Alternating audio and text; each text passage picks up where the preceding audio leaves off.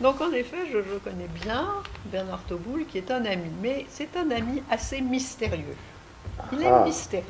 Il ben, aime dis donc. ça, il est mystérieux. Bon, enfin, je sais quand même quelques bribes, parce qu'il a été ami avec un de mes amis avec un de nos amis qui est Alexandre Adler, donc ils se sont connus dans leur jeunesse, donc forcément dans le milieu politico-philosophique. Ça, c'est le point de départ. Après, je l'ai donc retrouvé à Espace Analytique, parce qu'il est psychanalyste, et je pense que ça fait une vingtaine d'années que qu'existe cette institution, et donc que tu y sévis. Hein? Bon. Donc, autre originalité, à mon sens, importante de Bernard Tauboul, c'est qu'il a travaillé dans des institutions d'enfants, et en particulier dans des institutions de petits-enfants. Hein, c'est bien ça. Voilà. Donc, évidemment, s'il va nous parler de la langue, et en particulier de la langue chez le petit enfant, c'est qu'il en a une pratique très fréquente, sinon quotidienne. Voilà. D'autre part, il s'est particulièrement intéressé à Lévi-Strauss et il a co-organisé un colloque sur les relations entre Lévi-Strauss et la psychanalyse, donc entre le structuralisme et la psychanalyse. Donc ce soir, en parlant de la langue, il va faire quelque chose de tout à fait différent, puisque d'une certaine manière, si je l'ai bien compris, la langue est différemment construite que le structuralisme pur. Hein, c'est une avancée de la pensée de Lacan qui, partie du structuralisme, va évoluer et va arriver à un nouveau mode d'appréhender le réel. Voilà. À toi. Écoute, merci Marielle, merci Franck Guerdi, et merci à vous aussi de proposer de discuter. Je vais essayer de parler de ce terme qui est, à mon avis, en voie de devenir un concept important de la psychanalyse. Je vais le montrer comment, pourquoi, de façon partielle, hein, quelques minutes. C'est un néologisme. Avec Lacan aimait bien les néologismes conceptualisés. On a le par-l'être, on a le patou, un tas de choses comme ça. C'est un néologisme, donc la langue en un mot, dont on sait maintenant comment il est survenu sur la langue de Lacan et sur ses lèvres. C'est venu en novembre 71 au cours de ce séminaire qui s'appelait à l'époque Savoir du psychanalyste à Sainte-Anne, qui est maintenant édité autrement par Miller sous le titre Je parle au mur. Je parle au mur. Oui, c'est un petit livret comme ça. Je parle au mur. Petit livret que Miller a édité il y a 5 ans. En fait, ce néologisme advient dans l'enseignement de Lacan sous la forme tout à fait caractéristique pour ce qui va nous intéresser ce soir d'un lapsus d'audition. C'est un des participants du séminaire qui entend la langue, alors que Lacan était en train de parler d'autre chose. Lacan était en train de détrier la planche et Pontalis, une fois de plus, de s'être fait séduire pour un plat de lentilles, à le trahir, autrement dit en acceptant de faire un vocabulaire de la psychanalyse, un dictionnaire. Il est en train de les attaquer, comme ça, au passage, comme il aime à le faire. Et il parle des dictionnaires, et des dictionnaires de philosophie en particulier.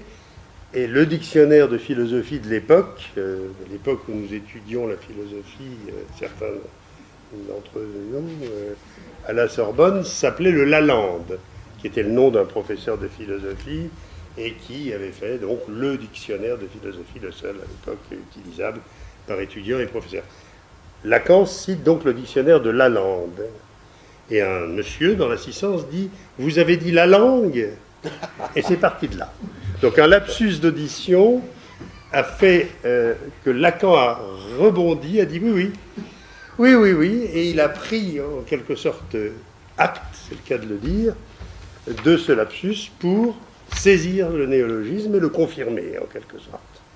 Donc au fond, que c'est commencé par un lapsus immédiatement transformé par Lacan en néologisme, nous met d'emblée en quelque sorte dans ce que nous allons voir ce soir, c'est-à-dire un usage du langage bien caractéristique de ce dont nous avons l'habitude dans la psychanalyse, mais non seulement nous en avons l'habitude, mais il va falloir, en quelque sorte, avec ce concept, nous en rendre compte. Voilà l'objet du débat. Alors pourquoi est-ce que ce concept m'intéresse beaucoup depuis une vingtaine d'années? Parce qu'il y a quand même à peu près ça que j'ai proposé qu'on travaille là-dessus à de nombreux amis et collègues. Eh bien, au fond, parce que... Alors, parlons un peu de théorie très générale, pour commencer, et rapidement. Parce qu'au fond, ce terme marque un changement de paradigme dans la pensée de ce qu'est l'inconscient. Un changement de paradigme, c'est-à-dire un changement, au fond, comme le disent les historiens des sciences, d'intelligibilité de ce qu'est l'inconscient. Lequel? Eh bien, en fait, l'usage et la conceptualisation de ce terme marque la rupture chez Lacan avec le modèle linguistique pour penser l'inconscient. Et ça, c'est le changement de modèle, de paradigme, que ce concept va, en quelque sorte, si on arrive à le promouvoir comme concept, permettre d'opérer. Donc rupture avec, au fond, le modèle linguistique de l'inconscient. Cette rupture, avec ce modèle initial de Lacan depuis les années 50, est elle-même un effet d'une autre introduction puissante et massive qui s'opère au tout début des années 70, en 68-70, dans l'enseignement de Lacan, et qui est l'introduction de la jouissance comme concept, disons, central. On pourrait appeler, et je donne cours à ce que disait Marielle David il y a un instant, un primat de la jouissance sur la structure dans la pensée de Lacan. Donc, le fait de sortir du modèle linguistique de l'inconscient est un effet du fait que c'est la jouissance qui prime dans la conceptualisation générale de l'inconscient sur la notion de structure. Ça ne veut pas dire qu'il n'y a pas de structure, mais que c'est la jouissance qui est en position, en quelque sorte, décisive. Et ça a pour conséquence, assez logiquement, je pense que vous en conviendrez, que ce qui va être travaillé quant au modèle de fonctionnement de l'inconscient que va instruire la notion de la langue, eh bien ça va être précisément la jouissance prise à l'usage du langage par le sujet de l'inconscient. Donc non seulement le modèle linguistique va être en quelque sorte dépassé ou transformé, mais encore la question de la jouissance va être mise au travail à l'intérieur de l'exercice du langage par tout sujet. Voilà au fond la batterie théorique qui précède le surgissement de ce néologisme en 71. Voilà ce qui se met en place entre le séminaire, disons, d'un autre à l'autre, entre 68 et 71, où apparaît ce néologisme. C'est ce mouvement théorique de fond qui est quand même une refonte considérable de l'enseignement de Lacan, à mon avis, qui vient précipiter dans ce terme et à quoi nous avons affaire. Pour tracer une sorte de courbe extrêmement large, pour faire un mot, disons que là où le discours de Rome de 53 nous disait que la jouissance est interdite à qui parle comme tel, vous vous souvenez de ce genre d'antienne 100 fois répétée, nous en venons, en suivant l'enseignement de Lacan, en 73, dans le séminaire encore, à où ça parle, ça jouit. Donc là, on a vraiment un mouvement de courbe extrêmement sérieux dans l'évolution de la problématique lacanienne. Et c'est cela qui est en jeu. Alors, je ne sais pas s'il est nécessaire, je ne pense pas qu'il soit nécessaire que je m'attarde sur ce que fut le paradigme linguistique de la théorie de l'inconscient.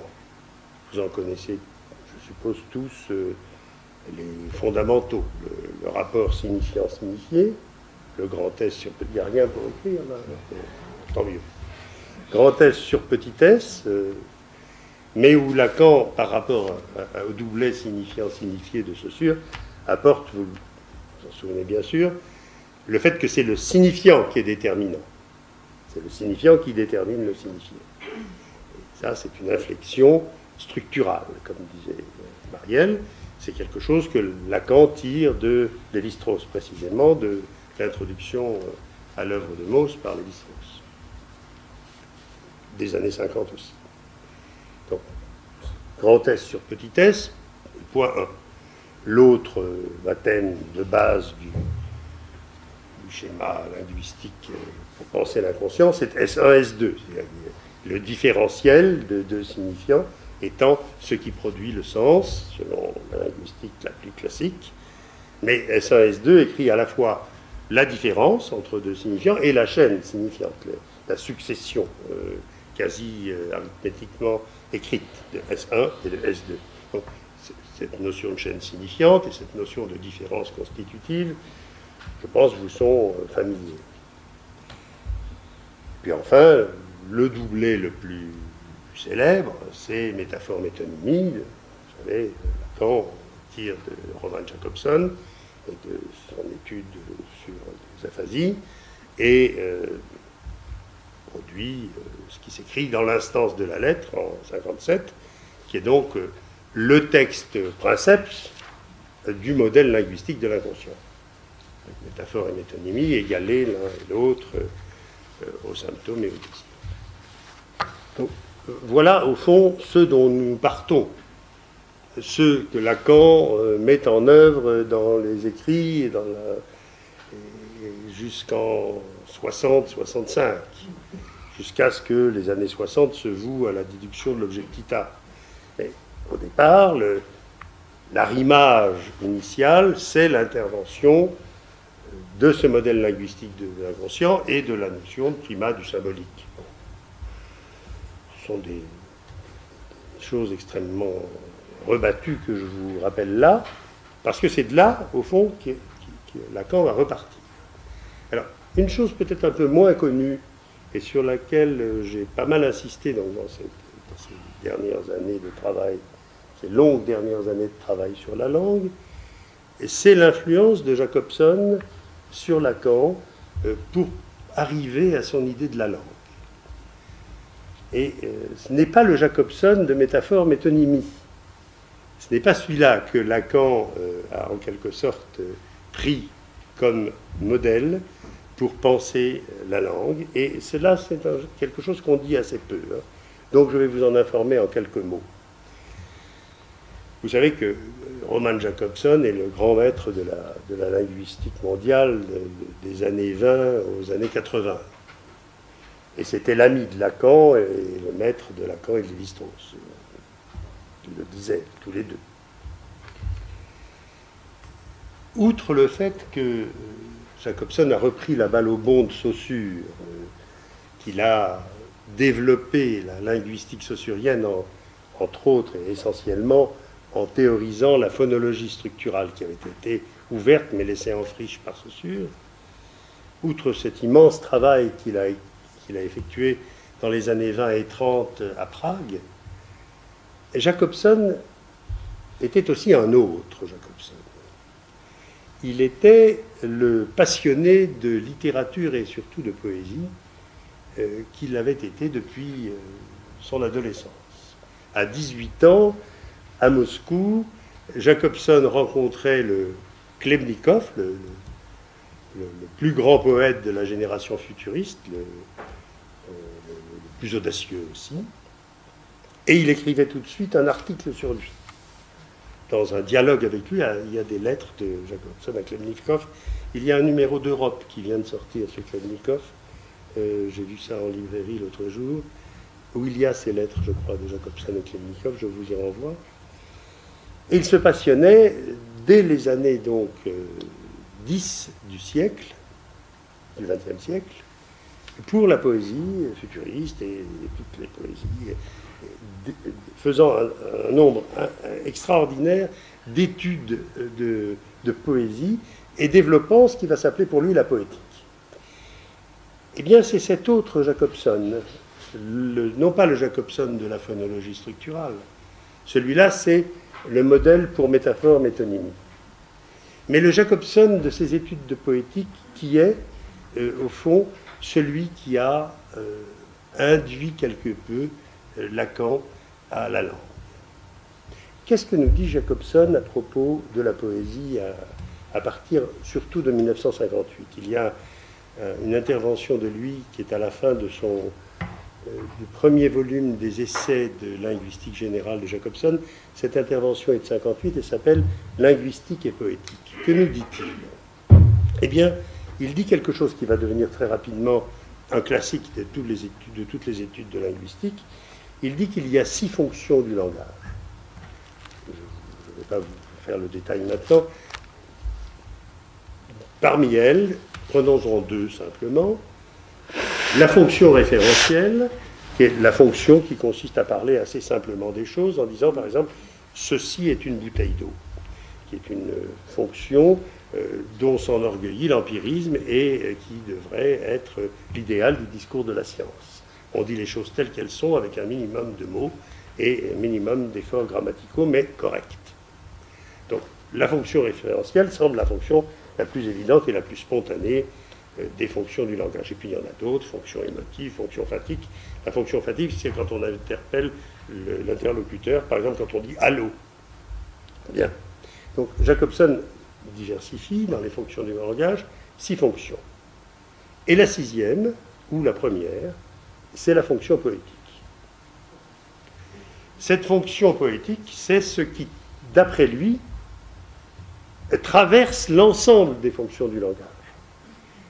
Et vous voyez déjà l'intuition quasi lacanienne de la langue, puisque même si je dis « ceci est une bouteille d'eau », ma façon de le dire, et les éventuels lapsus que je peux commettre et autres, font intervenir une autre fonction que mon objectif référentiel, c'est-à-dire de vous dire ça. Font intervenir des éléments qui tiennent à mon usage de la langue. À telle enseigne que, faisant une analyse très détaillée de l'ensemble des fonctions du langage, c'est un savant absolument encyclopédique et extraordinairement précis, Jacobson. Il a ce défaut, comme Freud, d'être tellement clair qu'on croit comprendre, et qu'à la 6e lecture, on s'aperçoit qu'on n'avait pas compris. Enfin bref. Il fait une analyse très détaillée des 6 fonctions, et il montre qu'elles sont toutes compénétrées de la fonction poétique. La fonction poétique est partout. À telle enseigne qu'il dira, parlant de la poésie, il n'y a pas à proprement parler de langage poétique. Il y a une disposition générale du langage à fonctionner sur le mode poétique. Et ainsi, il va parachever ce qu'il a commencé dans son travail structural sur la phonologie, c'est-à-dire sur les sons, puisque les phonèmes, c'est en quelque sorte l'articulation structurale du son, en donnant au son une portée qu'il n'avait pas dans la linguistique structurale ou dans la linguistique générative. Ce n'est plus la grammaire qui est au poste de commandement, c'est l'articulation subtile du son et du sens.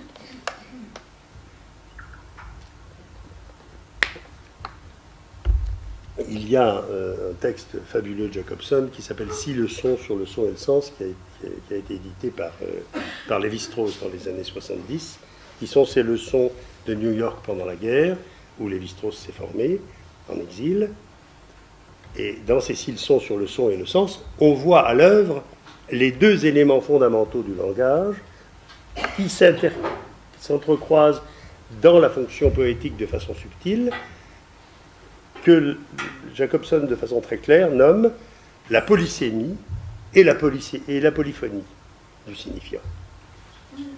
C'est-à-dire que si l'on met en œuvre ces 2 catégories d'une pluralité, d'une multiplicité de sens d'un signifiant et d'une pluralité de jeux sur les sons produisant des nuances diverses d'approche du langage pour un sujet, on a la fonction poétique. Et Jacobson fait un grand nombre d'analyses des poèmes montrant comment, par la polysémie et par la polyphonie, un poète construit un poème. Jacobson était assez peu connu encore en France dans les années 70, et Lévi-Strauss a proposé de publier dans Tel quel, avec lui, ensemble, une lecture des chats de Baudelaire. Vous pouvez retrouver ça. Vous savez, les amoureux fervents et les savants austères aiment également en leur mûre saison les chats puissants et doux, orgueil de la maison, qui comme eux sont frileux et comme eux solitaires, etc. Et ils ont fait travailler le jeu sur les sons et sur le sens par Baudelaire dans ce poème de façon totalement étonnante, mettant en quelque sorte le mode de construction quasi inconscient de l'élaboration poétique d'un poème aussi célèbre et d'un aussi grand poète que Baudelaire. Donc il y a 1000 exemples de Jacobson. J'espère que vous ouvrirez cela et que vous irez le voir, car c'est effectivement une formation non négligeable pour un analyste, je pense. Mais passons maintenant à la psychanalyse proprement dite et d'aujourd'hui. Alors, je vous cite, je fais en général assez peu de citations, mais celle-là sera un peu longue, de quelques lignes. Je vous cite Lacan le 19 avril 1977, donc dans son séminaire L'insu que c'est, de Bévus et l'amour, paru dans Ornicard 17-18 à l'époque, c'est-à-dire de son vivant, publié à l'époque son séminaire RSI, le Saint-Homme et l'Insu. Et vous allez voir que ça ne vous sera pas étranger à ce que je viens de dire. Être éventuellement inspiré par quelque chose de la poésie pour intervenir en tant que psychanalyste, point d'interrogation. C'est bien ce vers quoi il faut vous tourner. Parce que la linguistique est une science très mal orientée. Elle ne se soulève que dans la mesure où un roman de Jacobson aborde franchement les questions de poétique.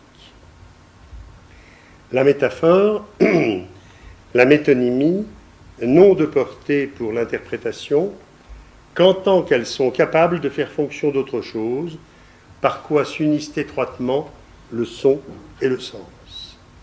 C'est pour autant qu'une interprétation juste éteint un symptôme que la vérité se spécifie d'être poétique.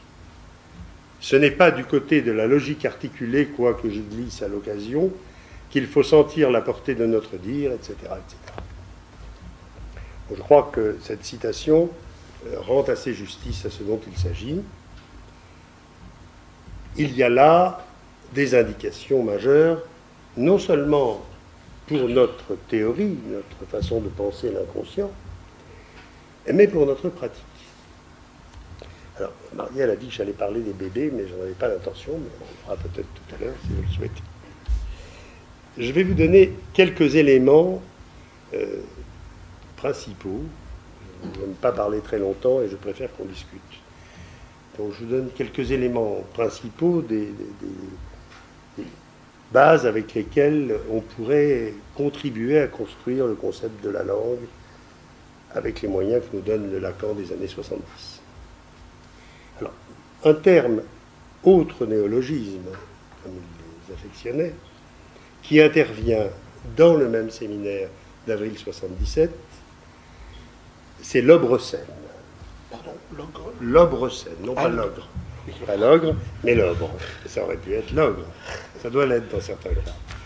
Alors, l'obre-scène est un néologisme formé de l'autre scène, la fameuse autre scène de Freud, que Freud est allé chercher chez Fechner, l'autre scène avec un grand A, l'autre scène, le lieu d'origine du signifiant, et d'obscène.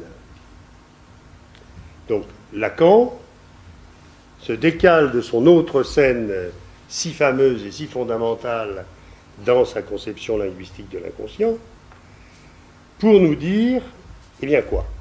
Il vient nous dire que notre accès au langage, autrement dit l'accès au symbolique, le fameux accès au symbolique dans les années 50, lacano-doltosiennes nous ont tellement informés, notre accès au langage se fait sur le mode d'une obscénité subie des parents, subi par l'enfant, donc tu vois, j'en aurais quand même parlé, subi par l'enfant à partir de la façon dont les parents utilisent eux-mêmes, usent eux-mêmes du langage.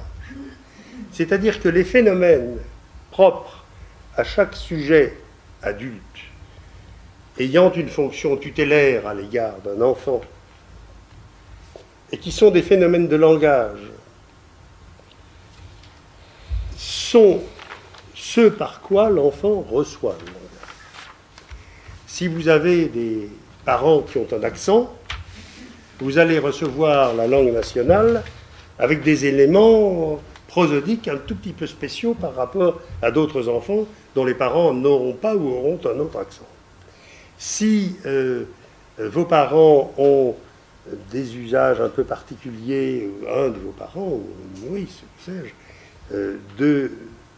du langage, par exemple des fautes de français, caractéristiques, l'enfant recevra le langage avec cela.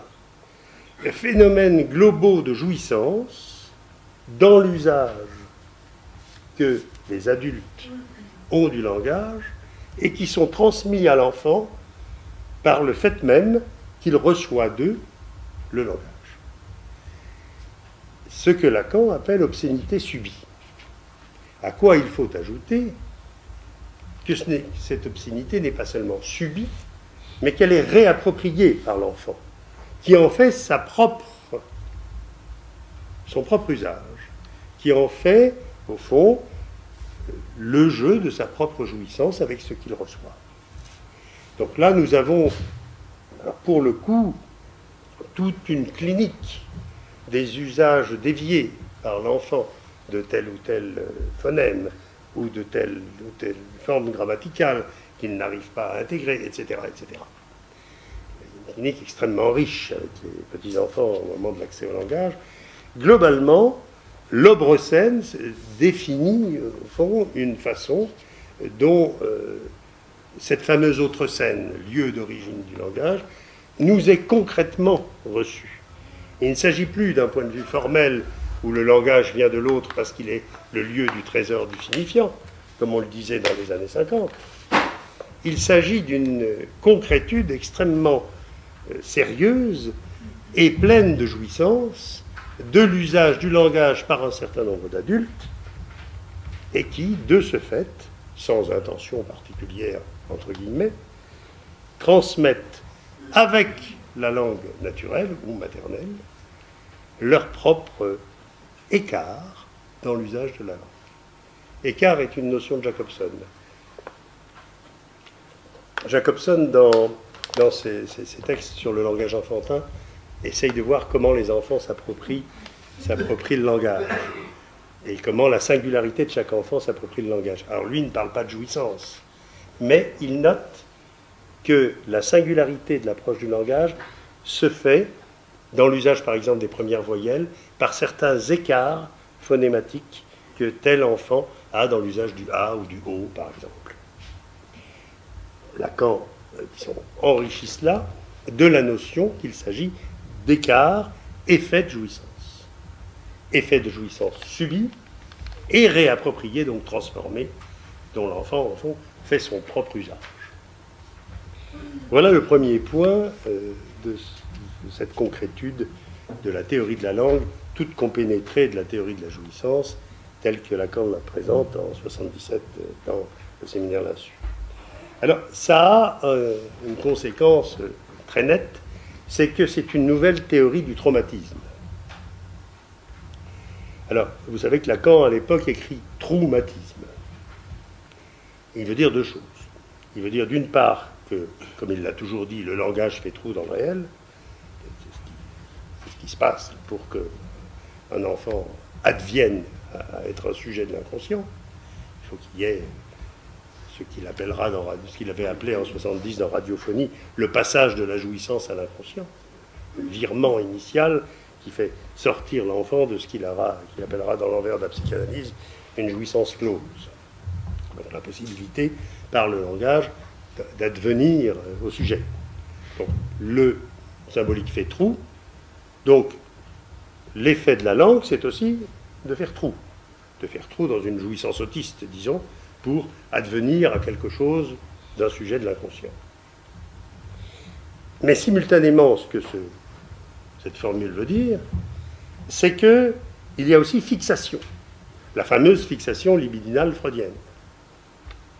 Il y a aussi fixation d'un certain nombre d'acquis, en quelque sorte de jouissance, qui constituent les éléments, en quelque sorte nucléaires, de quelque chose qui va avoir la plus grande importance pour notre clinique, c'est-à-dire, je vais vous le dire dans un instant, l'affect et le symptôme. Il y a, par l'effet traumatique, n'importe, des éléments de la langue, à la fois possibilité pour un sujet d'advenir à l'inconscient, mais simultanément fixation d'un certain nombre d'éléments de la langue qui se reproduiront ensuite dans la vie du sujet dans de nombreuses occurrences, que ce soit les cris de la volupté ou que ce soit les horreurs de la colère, que ce soit les moments les plus secrets de l'affect ou que ce soit le noyau du symptôme. Alors, je viens à cette histoire de l'affect. À la fin du séminaire encore, là encore, je ne vais pas beaucoup citer, à la fin du séminaire encore, c'est à la page 127, le dernier chapitre. Le dernier, non. Je crois que le dernier chapitre. Oui. La dernière leçon, donc, du séminaire encore, Lacan, je vous le cite, on va le commenter en quelques mots, nous dit: le langage, sans doute, est fait de la langue. C'est une élucubration de savoir sur la langue, c'est la linguistique et la construction grammaticale qui élucubre du savoir sur la langue, mais l'inconscient est un savoir-faire avec la langue, et ce qu'on sait faire avec la langue dépasse de beaucoup ce dont on peut rendre compte au titre du langage. La langue nous affecte d'abord par tout ce qu'elle comporte comme effets qui sont affects. Si l'on peut dire que l'inconscient est structuré comme un langage, c'est en ceci que les effets de la langue, déjà là comme savoir, vont bien au-delà de tout ce que l'être qui parle est susceptible d'énoncer. Ça ne veut pas dire qu'on tombe dans le pré-symbolique ou le pré-verbal ou quelques fantaisies kleiniennes de ce type.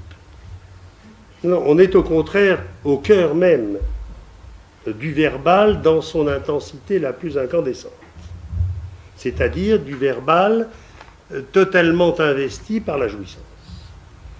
Mais à partir de là, ce qui se dit dans les moments électifs de la langue, et on va essayer de voir quels peuvent être ces éléments électifs dans notre pratique, ce qu'il s'agit de saisir, c'est ce qui se dit dans ces moments-là, ce qui se révèle, comme disait quelqu'un tout à l'heure, eh bien, ce sont des réalités et des concrétudes qui vont au-delà de tout ce que le sujet est en mesure d'énoncer.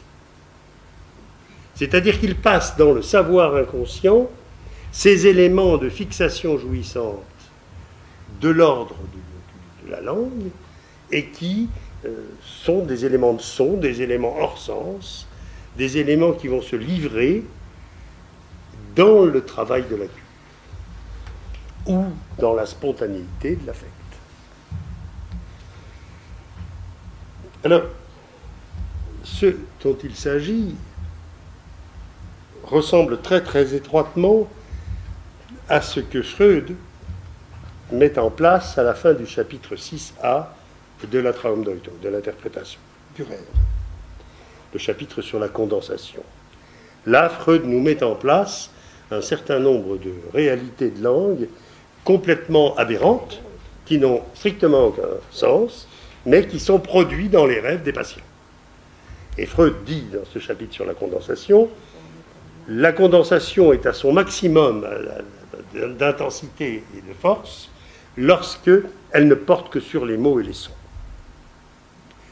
Donc il est tout près de cela à la fin de son chapitre sur la condensation, donc en 1899, n'est-ce pas? Eh bien, ce que Lacan va systématiser à propos de la langue, c'est justement ce jeu qu'il citait là sur le son et le sens. Et le concept qu'il utilise pour caractériser cela, c'est le concept d'équivoque. Pour lui, c'est l'équivoque introduite par ce que nous disions tout à l'heure, c'est-à-dire la nature polysémique et polyphonique du signifiant, qui permet de cerner un certain nombre de concrétudes de langue, toutes pénétrées de jouissance. C'est le cas des condensations freudiennes, produites dans des rêves, mais c'est le cas des lapsus, qui sont la formation de l'inconscient à l'état pur. Aussi bien, Lacan dira-t-il, dans Subversion du sujet et dialectique du désir, que lapsus et jeu de mots, c'est en gros la même chose. C'est fait du même bois. Les rêves, les lapsus, les formations de l'inconscient ont pour matérialité la langue, c'est-à-dire la jouissance prise au signifiant étant à entendre en deux sens. Prise au signifiant, c'est-à-dire que tout signifiant est en quelque sorte une concrétude de jouissance. C'est pour ça qu'il s'éclate, il se diffuse en un essaim, et qu'il est multiple, et qu'il est complexe, et qu'il joue avec d'autres signifiants. Et d'autre part, le sujet prend au signifiant une jouissance notoire, et qui fait que il nous la livre, ou il se la livre, dans les formations de l'inconscient, lapsus, etc. Donc l'équivoque est la loi, au fond, du fonctionnement de la langue. Un jeu sur les sons et les sens qui échappe à la réglementation strictement linguistique, c'est-à-dire en gros grammaticale et syntaxique, et qui la subvertit. Et la subversion de la syntaxe et de la grammaire est quand même un des axes majeurs de la poésie. Autrement dit, le sujet de l'inconscient en proie à la langue, la jouissance prise au signifiant, est sœur de la poésie. Ou de la poésie comprise au sens fort de Jacobson, bien sûr. Pas de la mièvrerie qu'on appelle parfois de ce nom. Il s'agit d'une poétique qui construit des formations de l'inconscient et des œuvres poétiques suivant le jeu de l'équivoque. Alors, j'attire votre attention sur ce concept d'équivoque, puisqu'au fond, il est le concept de la différence propre à la langue. C'est donc, en quelque sorte, un nouveau régime de la différence qui est à l'œuvre dans la notion de la langue. Alors que, pour construire la linguistique, on avait la différence entre deux sons qui produisaient un sens. Je dis gâteau au lieu de bateau, et vous entendez que ce n'est pas le même mot. Différence d'un phonème. Ça, c'est la leçon poétique. Mais la leçon de la langue est beaucoup plus complexe, puisque cette simple différence qui fait sens est subvertie par le jeu sur les différents phonèmes qu'un poète peut produire avec, par exemple, ces deux mots. Donc, il y a là un autre régime de la différence que la différence strictement linguistique, différentielle simple entre deux phonèmes ou deux traits distinctifs. Et c'est là que nous avons, en quelque sorte, une sorte de guide pour la pratique. Car si l'équivoque est le mode de fabrication des formations de l'inconscient, par exemple d'une condensation telle que Freud nous en parle, ou d'un lapsus, eh bien elle est aussi ce qui va permettre de les dénouer. C'est pourquoi, à la fin de son enseignement, Lacan dit « L'équivoque est notre seule arme véritable contre le symptôme ». Or, le symptôme est lui aussi de l'ordre des formations de l'inconscient. Le symptôme a en son noyau, en quelque sorte, des éléments de la langue incorporés et inconscients. Et le travail de la cure peut être éventuellement de faire advenir un certain nombre de ces nouages de la langue pris dans les signifiants fondamentaux du sujet. Voilà en quoi Lacan peut nous dire l'équivoque est notre meilleure arme contre le symptôme. Nous ne sommes jamais meilleurs, si parfois nous sommes un tout petit peu corrects dans notre pratique, que lorsque notre connivence avec l'analysant ou l'analysante permet de faire lever quelque chose de l'ordre d'une équivoque signifiante. Ça vaut bien toutes les interprétations et toutes les constructions en analyse, qui sont loin d'être inutiles, certes, mais là, c'est le sel de la pratique. Donc, cet équivoque, qui est la façon dont se fabriquent ces concrétions de langue, qui sont au cœur de la formation de l'inconscient, est aussi, et de façon très cohérente, l'instrument pour les dénouer. Donc, voilà en quoi, me semble-t-il, nous avions là non seulement des moyens de repenser certains de nos concepts fondamentaux, l'inconscient, l'affect, le symptôme, grâce à cette ouverture, au fond, jacobsono-lacanienne, si vous me permettez cette formule, ça reste entre nous, mais aussi un guide pour la pratique. Donc voilà l'essentiel de ce que je voulais balayer. Maintenant, on peut entrer dans les détails. J'ai évidemment pas voulu aller trop dans les détails pour ne pas être fastidieux. Je pense d'abord que c'est une équivoque, l'intégrale, chez Lacan. Il joue sur la notion mathématique, donc essentiellement celle de dérivée, mais il joue aussi sur la notion de la langue courante, de l'intégrale, la somme. Alors, d'abord, avant de donner un sens plus précis à ce qu'il dit, je crois qu'il y a une hésitation à ce moment-là dans le texte de Lacan, et ce n'est pas seulement dans l'étourdi. Il hésite au fond entre l'histoire d'une langue naturelle et la vie d'un individu accédant au langage, dans cette formule. Parce qu'il dit la langue en deux mots, et à par moments il dit la langue anglaise en parlant de Joyce, etc. Donc il y a une hésitation, mais qui est très féconde, très très intéressante, parce que il revient par là à quelque chose qui était un peu passé de mode, mais qui se maintenait quand même à l'époque, dans les années 70, qui était la linguistique diachronique, dont un certain nombre du reste de linguistes français de renom ont fait le lit.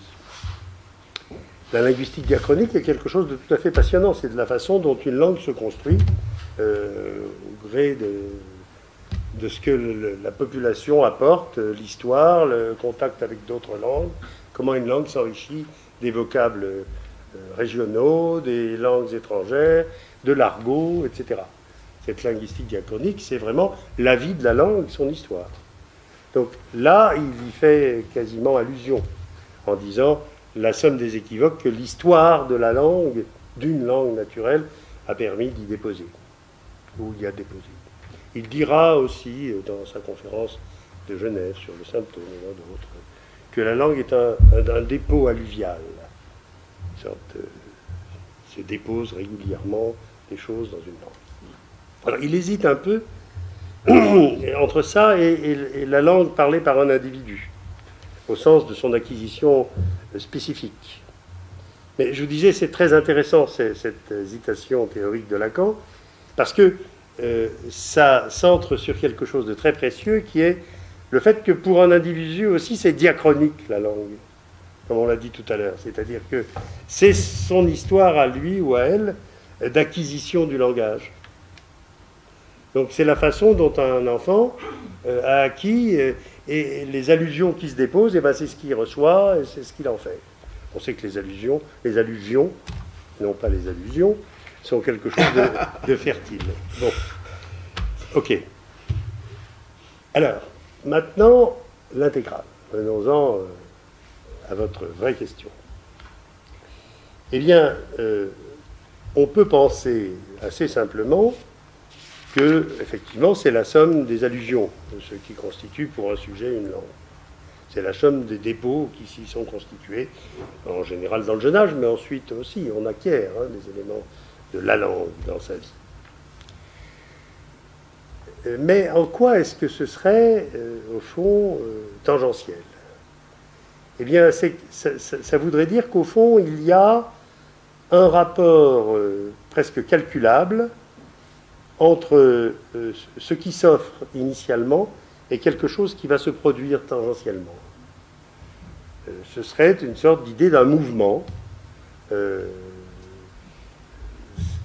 quasiment mathématiquement représentable, du moins métaphoriquement, de ce qui s'acquiert et de ce qui se dépose et qui ne se dépose pas. Ce serait ainsi qu'on pourrait le commenter, me semble-t-il. Plutôt que dans le sens d'une irrégularité. Alors, Dans les derniers développements des intégrales, montre que toute intégrale ne converge pas. venons-en à... J'insiste là-dessus. Non, mais c'est très très bien. Venons-en à la question du continu. Le problème du continu, alors là je ne sais pas si on ne va pas ennuyer le monde, mais un mot. Le problème du continu est très sérieusement considéré par Lacan, mais alors pratiquement au sens de Dedekind, c'est-à-dire dans l'idée que c'est la coupure qui fait continuité. Et ça, évidemment, c'est assez compliqué, mais c'est tout le statut de la coupure dans la pratique analytique. Est-ce qu'il y a une continuité initiale, ou bien est-ce que ce sont les coupures, par exemple interprétatives, qui produisent la continuité d'une cure? Parce que Dedekind avait une conception du continu comme coupure. Mais bon, ça nous engagerait dans des discussions logiques un peu compliquées. Pour la dérivée, il y a quelque chose qui est fondamental, c'est que c'est à partir de la notion de petite différence qu'on a pu...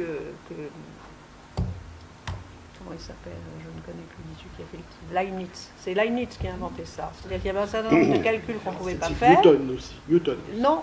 En même temps et séparément, et ils sont bagarrés. Ils sont bagarrés, l'un a dit tu me l'as piqué, l'autre, mais en fait dans deux endroits différents, et à un moment donné, tout le monde a trouvé la même chose. Alors donc, ça s'est trouvé par la petite différence. Non, mais je crois qu'on peut être beaucoup moins savant que ça. Bon, le grand problème de ce que tu viens de dire sur Lacan, c'était quelqu'un quand même qui avait une pensée extrêmement évolutive. Hein. Il disait rien, il se fâchait, puis après, finalement, il intégrait, c'est le cas de le dire, ce que l'autre avait dit à sa sauce à lui. Bon.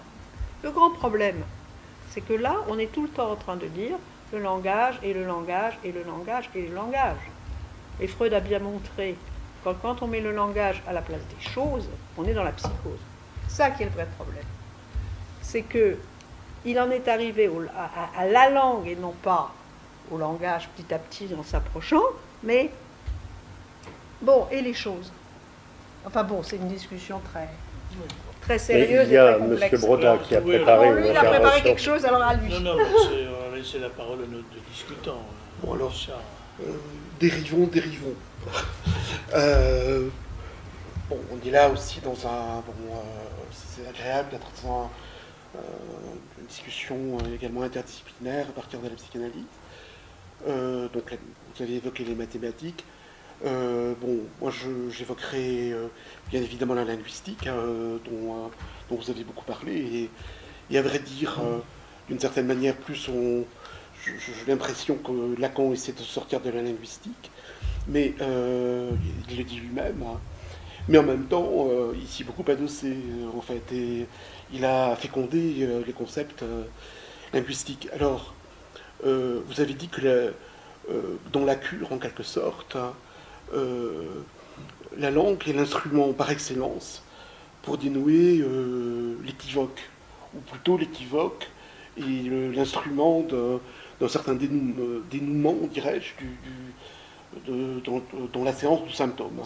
Sur quoi je suis parfaitement d'accord, mais si c'est possible, ce serait, comme l'aurait dit Benveniste, qui est aussi un grand linguiste français, notre grand linguiste français, puisque c'est le plus grand linguiste du français du XXe siècle, que la langue est le seul système qui est un interprétant de lui-même. C'est-à-dire que le seul système qui a cette boucle de pouvoir revenir sur ses propres énoncés. Et je pense que c'est ce qui fait un tout petit peu la richesse justement de la langue. Alors, évidemment, la différence entre la linguistique et la psychanalyse, c'est que la linguistique ne parle pas de la jouissance, et ne parle pas de la vérité, sauf de sa vérité en tant que scientifique. Tandis que le statut de la vérité, chez Lacan, est bien sûr tout autre.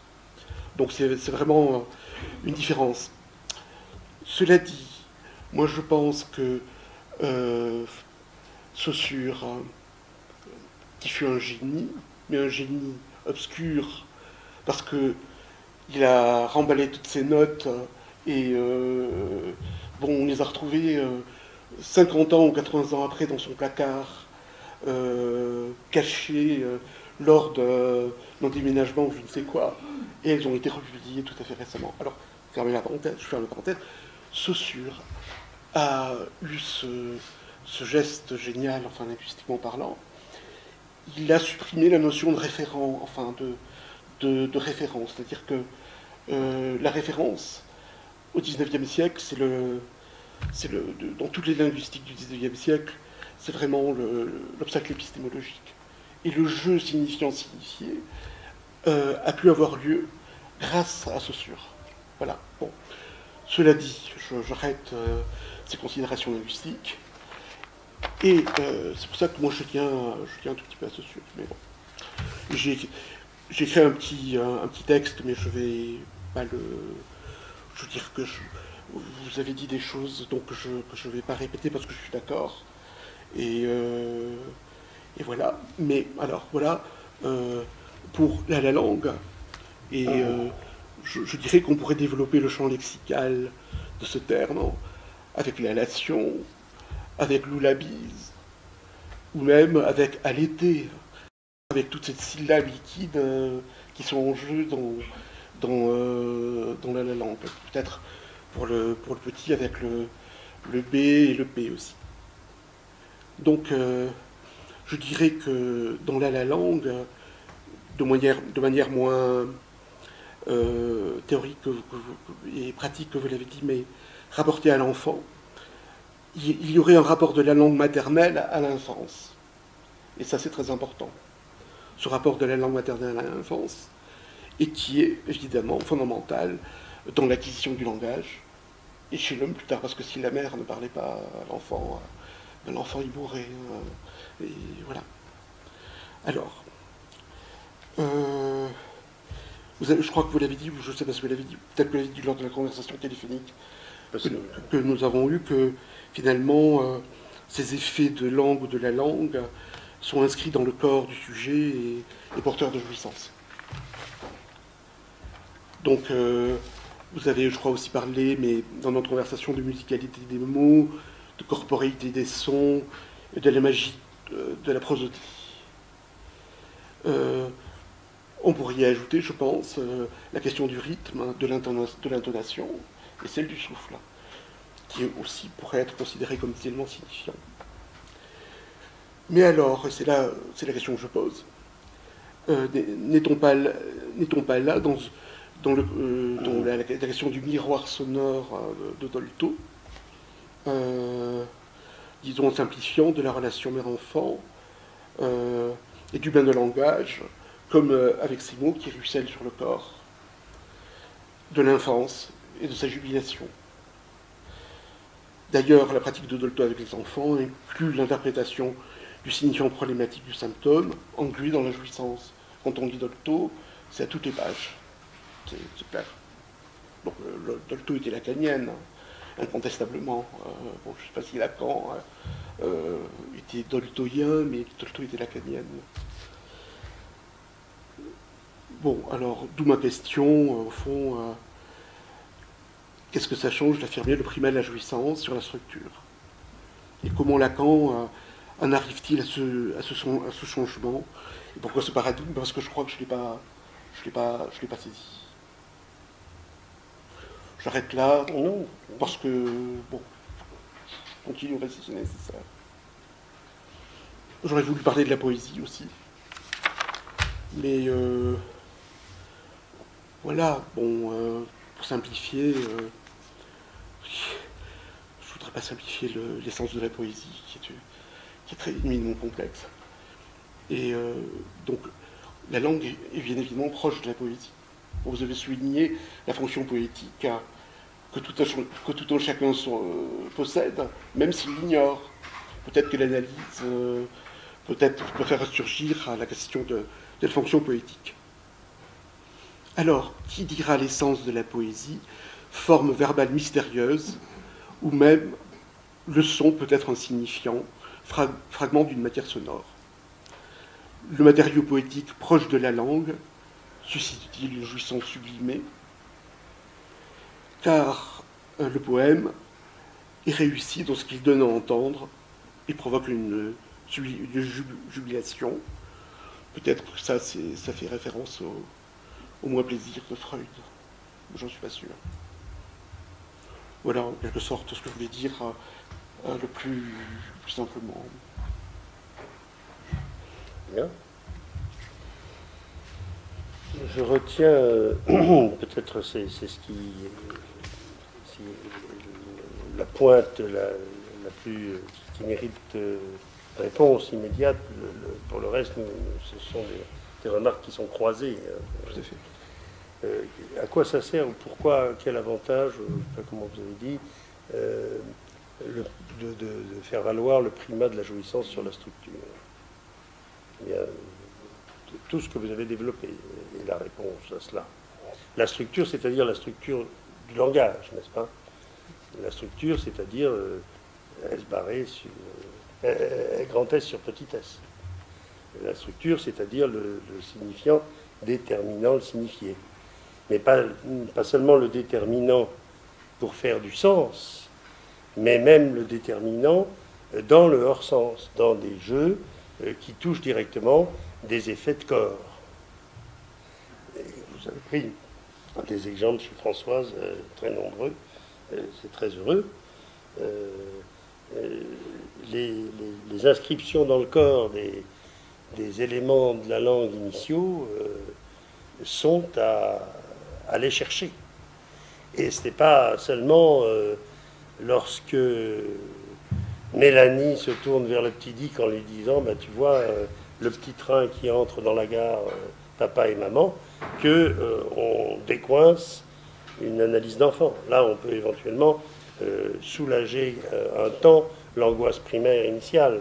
Mais s'il s'agit de s'attaquer à la façon dont un certain nombre de signifiants se sont logés dans le corps et y ont fait symptômes, il s'agit de s'attaquer à ce qui, au-delà de la structure productrice de sens, est porteur de jouissance.